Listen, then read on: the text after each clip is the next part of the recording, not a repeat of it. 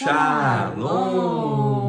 Povo lindo que vai morar no céu, bom dia, que Deus abençoe nosso dia, que seja um dia repleto de bênção, de paz, guardado pelo nosso Senhor e Salvador Jesus Cristo. Estamos aqui para gravar mais um devocional, meditação diária na Palavra de Deus, trazendo sempre esse maná, esse pão fresquinho do céu, todos os dias como primícia. Estamos aqui meditando num capítulo da Bíblia, não precisa mais que isso. Isso é essencial para a gente manter a nossa vida espiritual se alimentando, nutrindo dessa palavra que nos fortifica, que nos vivifica através do Espírito Santo de Deus. E hoje, tão especial, como eu falei nos capítulos anteriores, nós estamos aqui em Isaías 11. Nesse capítulo 11, olha, tá fantástico, sublime essa palavra. Nos traz muita sabedoria e entendimento, a respeito das coisas de Deus e principalmente sobre o reino do descendente de Davi. Quem é o descendente de Davi que é vindo e veio e habitou no meio de nós?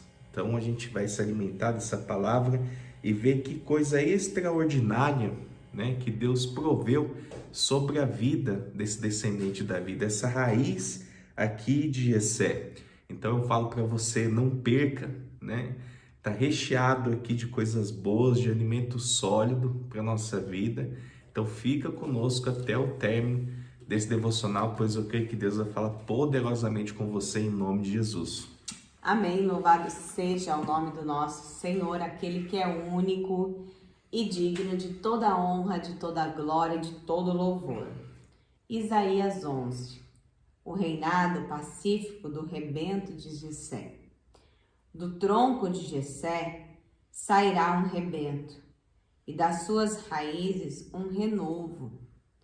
Repousará sobre ele o Espírito do Senhor, o Espírito de sabedoria e de entendimento, o Espírito de conselho e de fortaleza, o Espírito de conhecimento e de temor do Senhor. Deleitar-se-á no temor do Senhor, não julgará segundo a vista dos seus olhos, nem repreenderá segundo o ouvir dos seus ouvidos, mas julgará com justiça os pobres e decidirá com equidade a favor dos mansos da terra. Ferirá a terra com a vara de sua boca, e com o sopro dos seus lábios matará o perverso.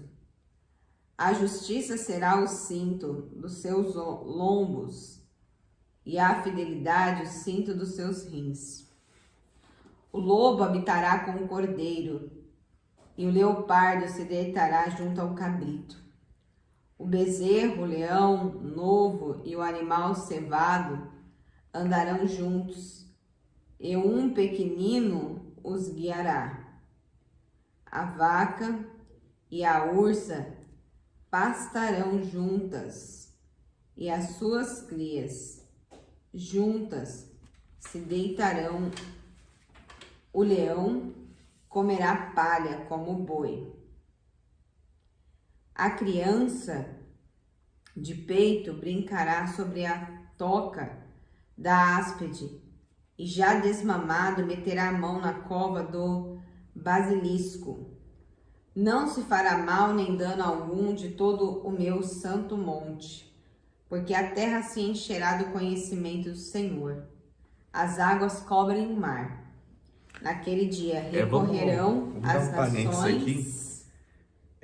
Vamos abrir um parênteses aqui para a gente meditar nesse contexto que se fechou aqui. Você parou no versículo 9? Aqui na minha Bíblia fecha o 10 aqui, que diz que naquele dia recorrerão as nações a raiz de Jessé, que está posta por estandarte. Dos povos a glória lhe será a morada. Amém. A gente vê aqui então aquilo que parecia estar morto, parecia não ter fim, porque parecia que era o fim. A gente vê aqui que os assírios, quase que conseguiram destruir Judá, por completo. contudo foi cativo, eles foram levados cativo para a Babilônia, ou seja, de certa forma, se a gente for ver aqui no sentido literal da palavra, quando eles foram levados cativo para a Babilônia, Deus acabou até preservando a descendência ali de Jessé, né? Veio aqui também a descendência de Davi. Então, eles não conseguiam colocar fim no povo de Judá, né? E o Messias crescerá, né, como um rebento, ou seja, como um ramo da dinastia de Davi, né? O Messias, Cristo, de modo semelhante a Davi, como está em 1 Samuel 16, verso 13, receberá o poder do Espírito Santo, que o dotará de sabedoria, de capacidade, a fim de empreender o plano perfeito de Javé, mediante a força necessária para levar todos os propósitos do eterno de Deus a feito. Então, é tão interessante esse contexto, irmão, tão rico de conhecimento e sabedoria para a nossa vida, porque aquilo que parecia estar morto, que não tem, sabe, mais saída, né? O povo da Síria, um povo gigantesco, terrível, né? Se levantou contra Judá, né? Eles já tinham se levantado contra o reino do norte, já tinha destruído, devastado, né? As 10 tribos, né? E agora Judá pequenininha ali, eles falaram assim, vai ser fácil, só que não, né? A gente vê aqui que não foi bem assim. Eles quase conseguiram exterminar Judá, mas acabou sendo levado cativo para a Babilônia. E aí, você vê aqui no verso 2, né? O espírito de Javé, o Senhor, repousará sobre ele. O espírito que dá o quê? Sabedoria e entendimento. O espírito que traz conselho e poder. O espírito que proporciona o verdadeiro saber, o amor e ao temor ao Senhor. Então, irmão, sabe? É da parte de Deus quando a gente busca ter um coração sincero, íntimo, se aproximando do Senhor, né? Pedindo a Deus, porque não? Deus me dá essa sabedoria, me dá esse entendimento que vem do alto, assim como Salomão, né, que não pediu para vingar dos seus inimigos, nem que fizesse ele um homem mais próspero dessa terra, mas ele pediu para Deus sabedoria e Deus concedeu a ele essa sabedoria repousou sobre ele. E assim estava essa sabedoria repousada também, esse espírito excelente da parte do Senhor sobre a vida de Jesus, né? Esse espírito que traz conselho e poder, o espírito que proporciona o verdadeiro saber, o verdadeiro amor. Então, irmão, é Deus que provê esse espírito excelente. É Deus que tira a altivez do nosso coração, o pecado. Ele que tira as escamas dos nossos olhos, sabe? E nós devemos clamar e buscar, né, essa sabedoria, esse conhecimento que vem do alto, não dessa vida terrena. A questão é o porquê que nós vamos pedir isso, o porquê que nós queremos esse espírito excelente. Porque se for para a nossa necessidade pessoal, para a gente angariar bens, prosperidade financeira, né, para que a gente seja enaltecido, não adianta nada. Deus com certeza não vai fazer isso, irmão. Mas se for para um feito maior, se for para a necessidade de levar todos os propósitos do eterno de Deus a feito, aí nós estamos falando, né, do propósito do reino, de propagar o evangelho, do benefício do próximo, não no nosso, né? Então aí o negócio começa a ser diferente, né? E continuando, o amor reverente a Javé será fonte da sua inspiração. Ele não julgará, né, segundo a aparência, tampouco decidirá com base no que ouve dizer, né? Antes julgará com retidão e com carinho todos os necessitados. Com justiça tomará decisões em favor dos pobres. Usará a sua palavra como se fosse um cajado. Ferirá a terra e com o sopro da sua boca exterminará os ímpios. Ou seja, Por que Jesus veio? Né? Jesus veio, irmão, porque havia distinção entre as pessoas, havia separação. Havia dois tipos de povos, os judeus que tinham a Torá e havia ali os hebreus, né? As pessoas mais simples, humildes, pobres, que não tinham acesso a esse conhecimento. Né? Então, para quem que Jesus veio? Jesus veio não para aqueles que necessitam, que são sarados, né? Mas aqueles que necessitam de cura, que precisam de ajuda. Então, ele veio aqui mesmo fazer justiça na terra. Ele veio aqui para os necessitados, ele veio aqui a favor dos pobres, ele usou aqui a sua palavra como se fosse um cajado para ferir a terra, né?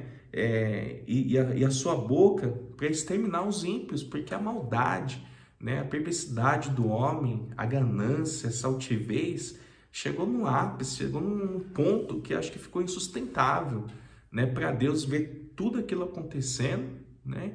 E não mudar, porque a mão do Senhor, né? Como a gente viu nos contextos anteriores, mesmo ali Deus punindo, castigando, a mão do Senhor tinha que continuar levantada, porque mesmo assim eles não se redimiam, eles não se prostravam, eles continuavam no caminho do erro. Então a justiça aqui será como uma faixa em seu peito e a lealdade o seu cinturão. E de verdade, né?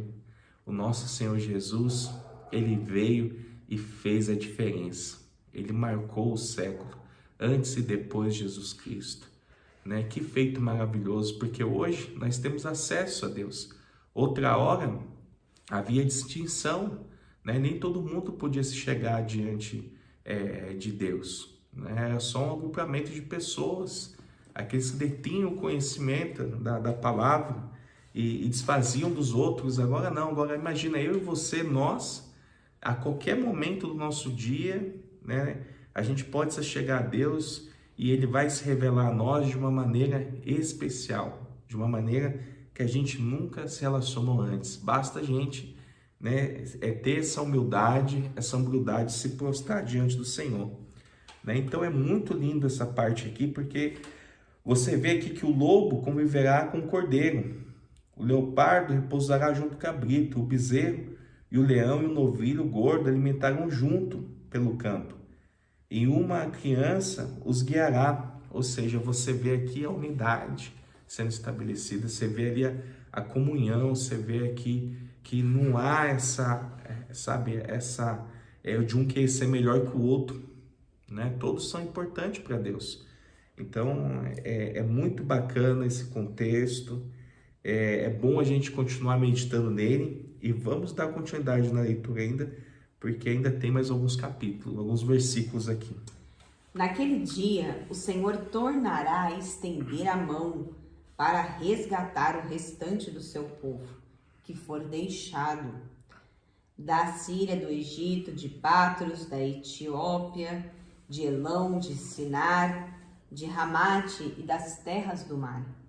Levantará um estandarte para as nações, ajuntará os desterrados de Israel e os dispersos de Judá recolherá, desde os 4 confins da terra. Afastar-se-á a inveja de Efraim e os adversários de Judá serão eliminados.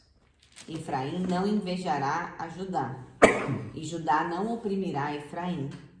Antes voarão para sobre os ombros dos filisteus ao ocidente. Juntos despojarão os filhos do oriente, contra Edom e Moabe. Lançarão as mãos e os filhos de Amon lhes serão sujeitos. O Senhor destruirá totalmente o braço do mar do Egito, e com a força do seu vento moverá a mão contra o Eufrates. Ferindo-o, dividi-lo-á em 7 canais, de sorte que qualquer o atravessará de sandálias. Haverá caminho plano para o restante do seu povo, que for deixado da Síria, como houve para Israel no dia em que subiu da terra do Egito. Louvado seja Deus. Aqui a gente vê o retorno do povo que foi disperso, né? Deus aqui reunindo, então, e retomando o seu povo para si, né? Você vê que Jesus ele veio na plenitude dos tempos, ou seja, um tempo certo, um tempo propício, um tempo preparado para Deus. No entanto, que existe um ditado que fala que todos os caminhos levam a Roma. Até nisso, né, contribuiu para que o evangelho fosse propagado, né? Essas aberturas de estradas para que chegassem a outros territórios e o evangelho se difundisse, né? Disseminasse aí para outras nações, outros povos, outras etnias. Mas ao mesmo tempo ele fez com que o povo se voltasse, se reunisse, esses que estavam dispersos, né? Por conta aí do ataque da Síria, outros que foram levados cativo. Enfim, Deus ele tem prazer que o seu povo fique próximo dele, fique unido, em nome do Senhor Jesus. Amém. Glórias a Deus. Vamos orar. Querido Deus e amado Pai, glorificado e exaltado és o teu santo nome. Obrigado, Deus, porque o Senhor é bom. Há uma promessa de salvação, há uma promessa, Deus, ali estabelecida nas Escrituras, de que nós viveremos um tempo, um lugar onde não haverá choro, nem pranto, nem dor, nem ranger de dentes. Há uma morada eterna preparada para cada um de nós. Senhor, estamos aqui sendo moldados e aperfeiçoados a cada dia. Pai, te pedimos nesta hora que o Senhor venha, Deus, tocando nos nossos corações, nos ajudando, Deus, a tirar toda a altivez, tudo aquilo que não provém de Ti, Senhor. Tudo aquilo que é bom, perfeito e agradável, seja aquilo que fique, que permaneça. Pai, em tudo nós te glorificamos, em tudo nós te bendizemos, te pedimos. Abençoa esse dia que há de começar, que seja um dia guardado e protegido por Ti. Que tudo, Deus, que nós fizermos, o Senhor esteja à frente, nos dando vitória, nos dando livramento. É o que nós te pedimos e já te agradecemos em nome de Jesus. Amém e graças a Deus. Amém. Lâmpada para os meus pés é a palavra do Senhor e luz que clareia o nosso caminho. Que Deus abençoe seu dia. Shalom.